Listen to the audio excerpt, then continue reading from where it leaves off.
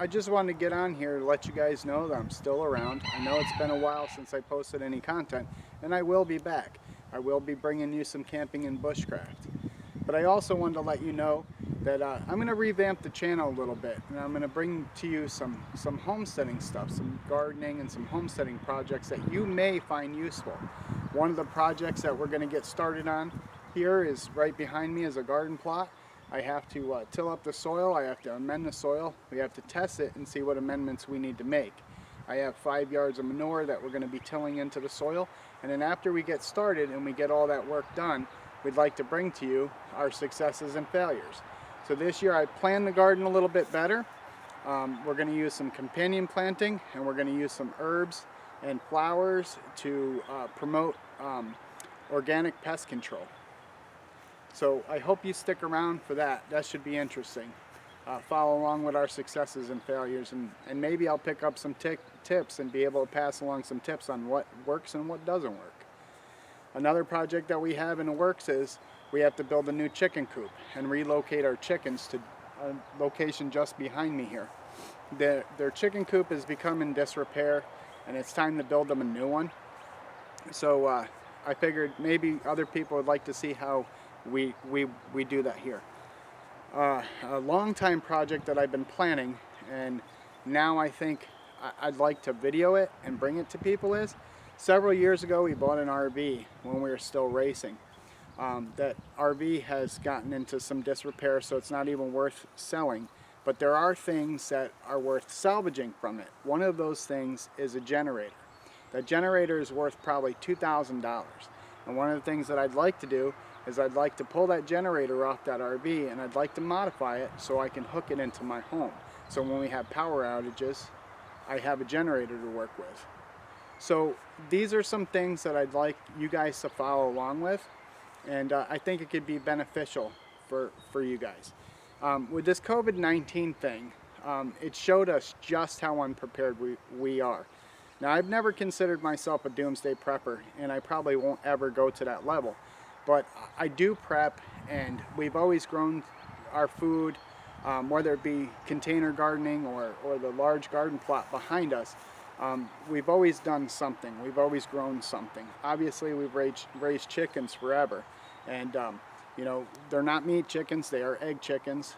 But we do purchase meat chickens from other farmers, and we purchase beef from other farmers, whatever the case may be. Sometimes we even get a 4-H kid that raises a pig for us, and then we just pay for raising that pig and processing and everything.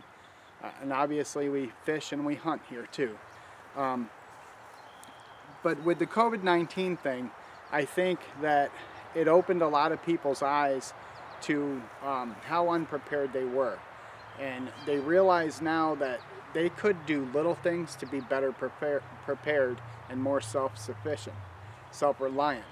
And I think along the way, while we are doing this and I'm filming this for you guys, I'm hoping that it will help you to help your family become more self-reliant. Preppers and survivalists used to joke all the time about it, and we always thought that they were crazy. But along the way, they could have taught us a whole lot if we would have just stopped and listened.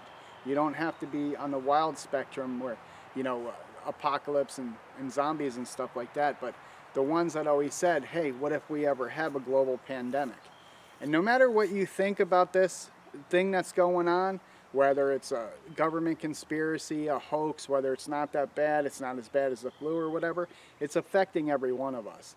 You know, you may not get sick, and God bless you if you don't, and you might stay healthy. You might not even know anybody that has gotten this thing, but it is affecting every one of us in some way, shape, or form, whether it is limiting our cash flow because we're losing jobs or we're laid off, or our cupboards are bare, or what have you.